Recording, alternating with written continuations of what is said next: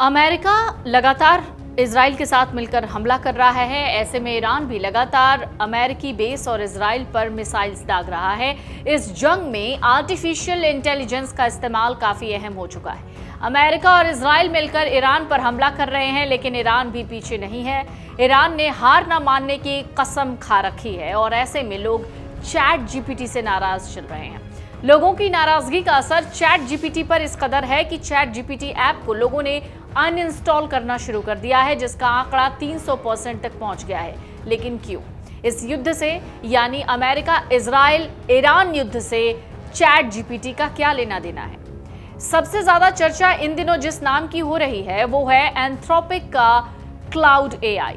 The guardian और Reuters की reports के मुताबिक अमेरिकी सेना ने ईरान पर हमलों से पहले क्लाउड जैसे एआई मॉडल का इस्तेमाल डेटा एनालिसिस के लिए किया।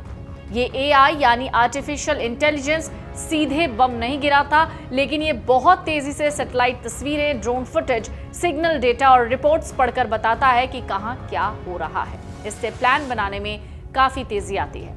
बात यहां तक आ गई है कि अमेरिका ने पहले एंथ्रोपिक के साथ रिश्ता तोड़ा, लेकिन बावजूद इसके एंथ्रोपिक का टूल वॉर के लिए यूज किया गया।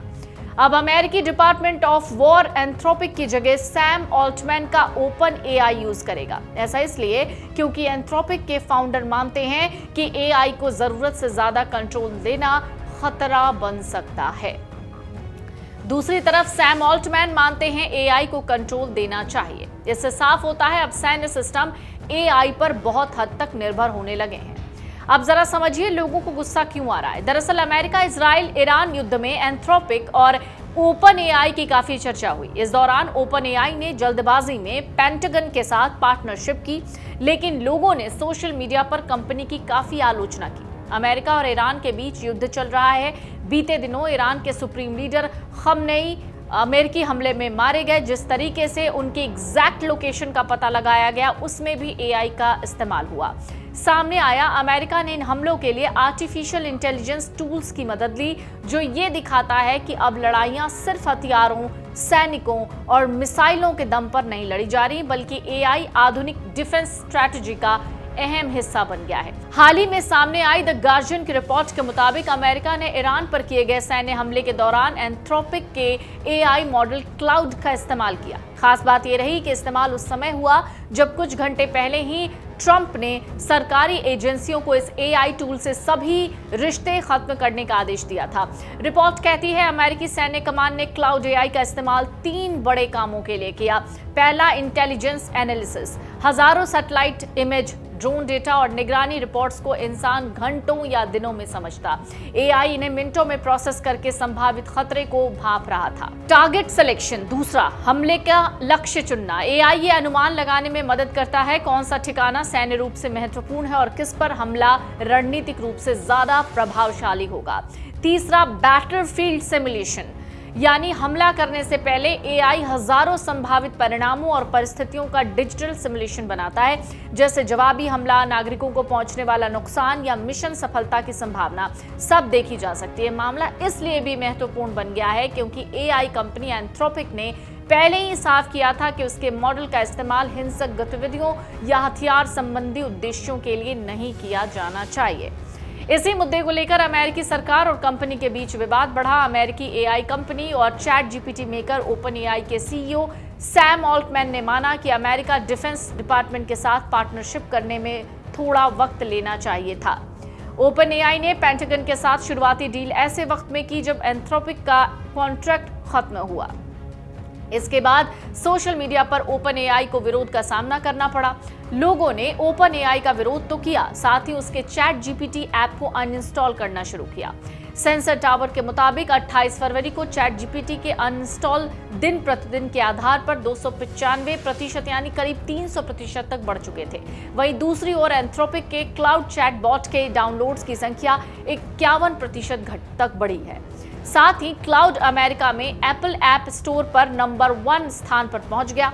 सैम ऑल्टमैन ने इन सब के बीच ट्विटर पर पोस्ट किया और बताया ओपन एआई ने अब पेंटागन के साथ अपने कॉन्ट्रैक्ट को अपडेट कर दिया है। कंपनी अपने प्रिंसिपल को क्लियर कर चुकी है। उन्होंने आगे बताया पेंटागन के साथ जल्दी करने का मकसद था कि अमेरिकी रक्षा विभाग और एआई इंडस्ट्री के बीच तनाव और न बढ़े। एंथ्रोपिक का पेंटागन के साथ कॉन्ट्रैक्ट इसलिए खत्म हो गया था। ऑल्टमैन ने माना कि पूरी स्थिति अंत में मौका परस्ती और अव्यवस्थित लगने लगी। ऑल्टमैन ने कहा कि वो इस अनुभव को भविष्य के फैसलों पर ध्यान रखेंगे। पॉप स्टार कैटी पेरी ने भी प्लेटफॉर्म एक्स पर क्लाउड के स्क्रीनशॉट के साथ दिल वाले इमोजी के साथ इसे शेयर किया। कैटी पेरी के इस पोस्ट से पता चलता है वो पेंटागन की मांगों को ठुकराने वाले एंथ्रोपिक के फैसले को सपोर्ट कर रही हैं। सैम ऑल्टमैन ने इस बीच एक इंटरनल मेमो भी शेयर किया। मेमो में ये कहा कि ओपन एआई के सिस्टम का यूज अमेरिकी नागरिक पर बड़े पैमाने पर घरेलू निगरानी में नहीं किया जा सकता। ये प्रतिबंध अमेरिकी संविधान के नेशनल सिक्योरिटी एक्ट 1947 के चौथे संशोधन और FISA एक्ट 1978 जैसे कानूनों पर बेस्ड है। दरअसल कुछ स्टडीज में ये भी सामने आया है कि जब एआई को युद्ध जैसी स्थिति में सिमुलेशन दिया गया तो उसने कई बार टकराव बढ़ाने वाले विकल्प चुने। यहां तक कि एआई ने स्टडी में ट्रेडिशनल वेपन के बजाय न्यूक्लियर को तरजीह दी। ये दिखाता है अगर जंग में एआई को खुली छूट दी गई तो ये कितना डरावना हो सकता है। इसलिए दुनिया भर में इस बात पर बहस चल रही है कि एआई को जंग में कितनी आज़ादी दी जानी चाहिए। साफ है अमेरिका, इजराइल और ईरान के संघर्ष ने दिखा दिया कि अब जंग सिर्फ मैदान पर नहीं बल्कि सर्वर एल्गोरिदम में भी लड़ी जा सकती है। जो देश डेटा और एआई में आगे है उसे रणनीतिक बढ़त मिल सकती है। इधर सुनने में आ रहा है ईरान भी एआई पर काम करना शुरू कर चुका है। भविष्य की जंग कैसी होगी ये तस्वीर अब धीरे धीरे सामने आने लग गई है। शायद ऐसी जहां मिसाइल से पहले एल्गोरिदम चलता हो, जहां बटन दबाने से पहले हजारों सिमुलेशन हो चुके हों और जहां फैसला लेने में इंसान और मशीनें दोनों शामिल हों। अगर आप ये वीडियो YouTube पर देख रहे हैं तो हमारे चैनल को सब्सक्राइब कर बेल आइकन दबाएं और Facebook पर देख रहे हैं तो हमारे पेज को लाइक करें। अगर आप ये वीडियो YouTube पर देख रहे हैं तो हमारे चैनल को सब्सक्राइब कर बेल आइकन दबाएं और Facebook पर देख रहे हैं तो हमारे पेज को लाइक करें।